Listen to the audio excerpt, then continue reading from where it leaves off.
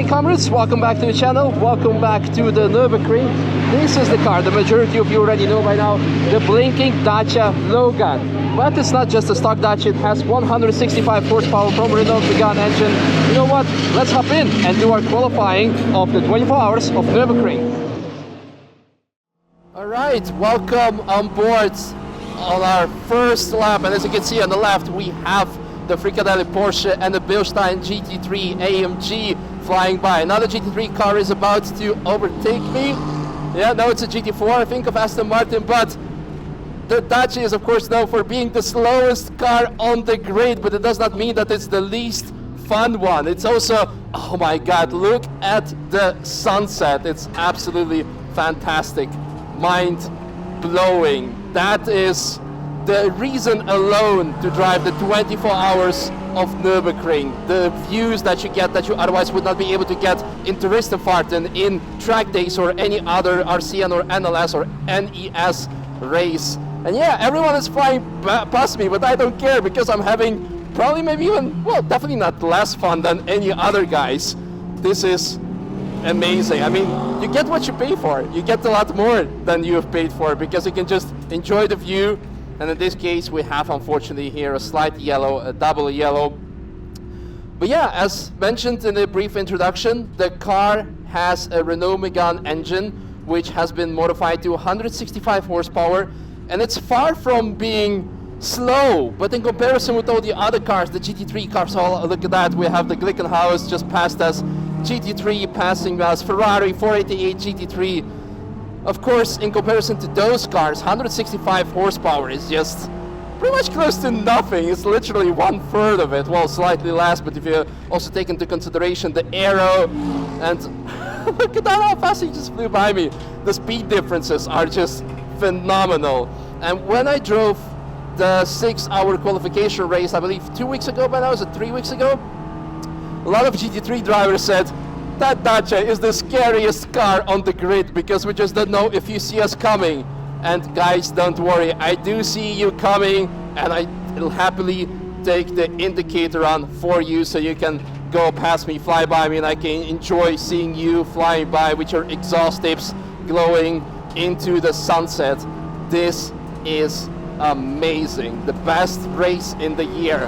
125 cars, I believe, have entered this year, divided over 24 classes. And this is what makes the 24 hours of Nürburgring such an amazing race, because you don't not only have the GT3 cars or GT3 cars mixed with GT4 cars, you have everything. GT3 cars, GT4 cars, you have GT3 amateur class so car, the pro cars, you have the cup classes, the M240, the KTM crossbows, you have the production spec cars, and then you have something like that, like the Dacia, together also of course with Opel Manta. But anyhow, we're going into the Nordschleife, into sunset, and this really makes me so happy. This is for me simply the best track in the whole world. We have another car passing by, so I'm gonna go off the line here, go through here, R8 GT3, a bit of downshift, so off we go into Hatzenbach.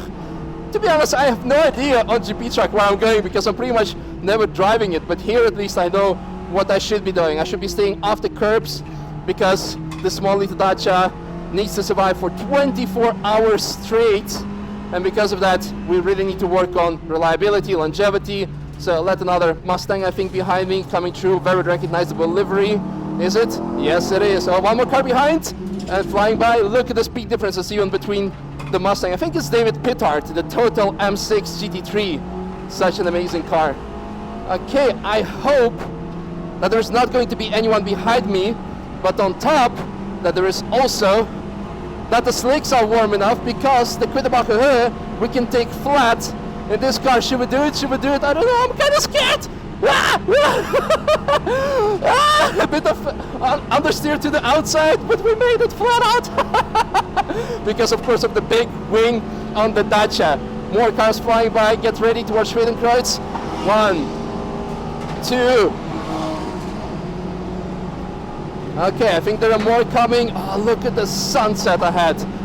This is the most beautiful view I've experienced on the Nordschleife. I'm gonna take it easy through here because lots of cars are coming past. We have the indicator on, nothing to worry about. Flying in, flying through. Wow, wow, Wow, wow, wow. Into Arenberg, going downhill into Foxhole. I'm so excited. A bit of wet here because it was raining for the full day, so I'm very happy that the track is dry and we can go a bit full on. But we have also lots of rain predicted for the actual race, and to be honest, I'm excited because I love driving the Nordschleife in the wet. Oh, it's 5th gear. I was looking for the 6th one, but the car only has 5 gears. Oops. Going a bit on the brakes, staying off the curb as well, again, just to save the car. Also, the car has no ABS, so the first time I was here, I went full on the brakes and went almost straight through Adenauer Force. That was not the most pleasant experiences I had ever in my life, let alone in that car. But in any case, flat out, off we go. It's getting proper dark now. I think by the end of the lap it will be like pitch black. We will see. Mesgesveld, also another car behind us approaching. We're just gonna go on the lift slightly. Okay, a bit of on the brakes just to be sure, so I can move out for him just in time in case I have to. He's still a bit behind. I don't think it's a GT3 car, but let's turn the indicator on for him. There we go. Pass, little boy. Fly, little fella. And there we go. Oh, it's a Toyota Corolla. I think this is one of the competitors from our SP3 class. We have in total, first there were 4 cars. Toyota, us, the Opel Manta, of course, the legendary Opel Manta, and the Toyota GT6 Cup car. But last minute, whoa, look at that, R8. Oh no, it's a Lamborghini Huracan. Last moment, the Toyota Gazoo Racing has added another Toyota Corolla, so we have 5 cars in our class now. More cars are approaching. I'm still having like Touristenfahrten vibes in my head, because here we will be approaching Breitscheid and need to take it easy for the speed limit for the second entrance and exit.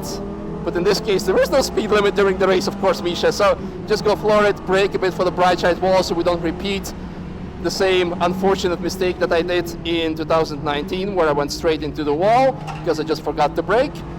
Seems to be going fine now.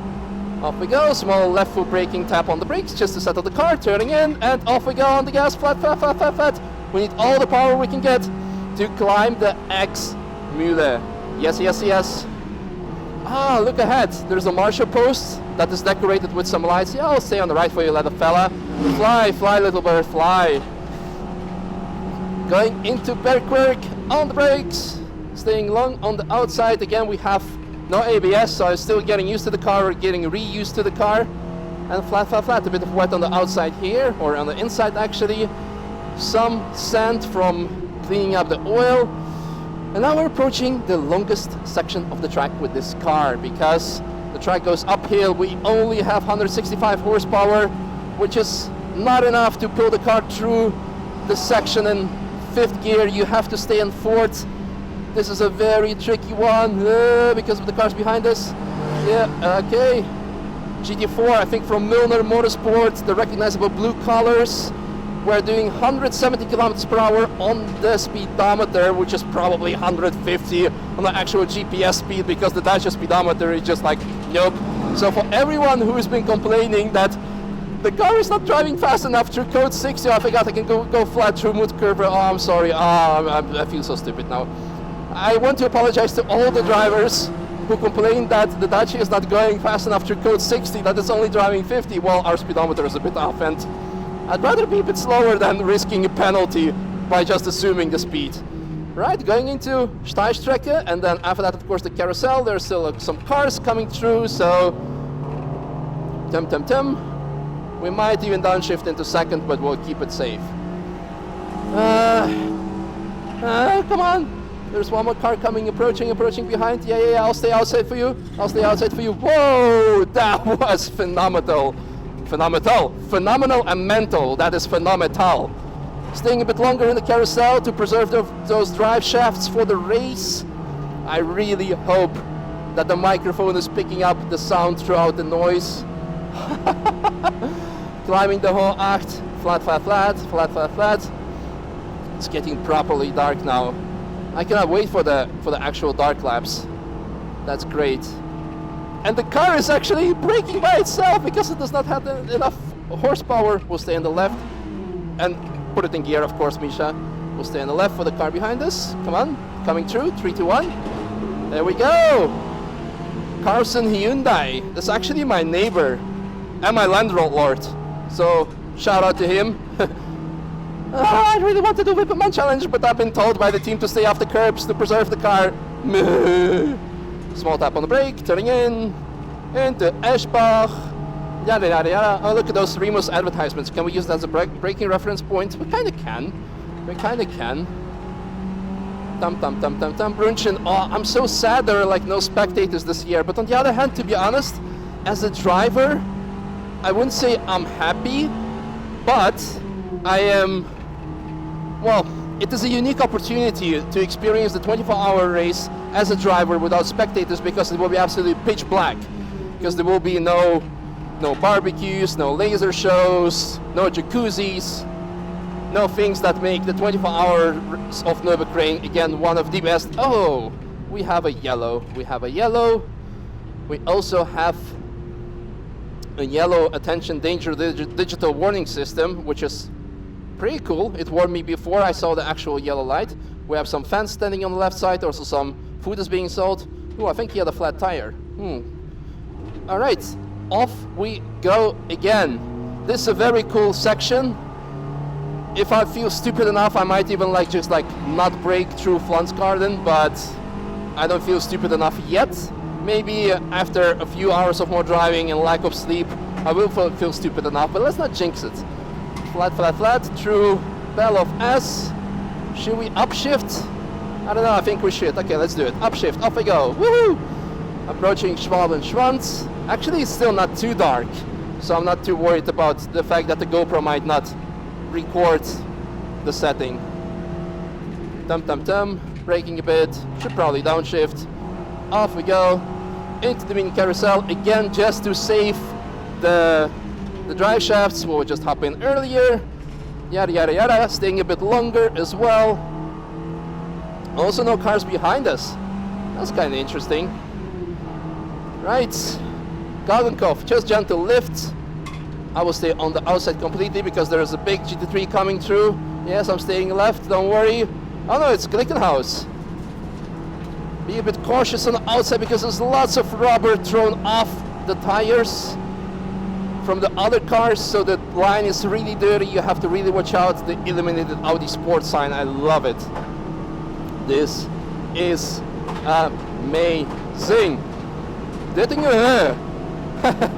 Of course, with this car, probably one of the most boring sections of the track, but it gives you time to think about what you're going to be doing after the 24-hour race, what you will be eating maybe after your stint, if you're going to have a nap. I like to think about my dog, because wondering how it is doing at home, if it's not missing me too much. I have a sticker of my dog on the car, by the way. So yeah, no one is behind us, so we can actually go flat out through Tiergarten compression. With this car, flat out means 170 on GPS. I have actually Race Navigator running here, 175. Woo! No braking! No braking! No braking! No braking! No braking! No braking! Bit of braking. Okay. Okay, a bit of more braking.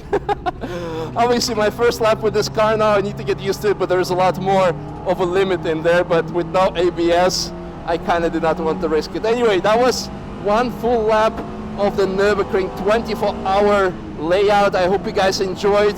Make sure to give us a follow. Number 118 in the SP3 class, the Dacia Logan, the blinking Dacia, and hopefully we keep on blinking till the end of the race. We are here not for a fast time, we're here for a good time and lots of fun and unforgettable vibes and memories. Thanks for watching and see you, well, either on my channel or on the track at some point.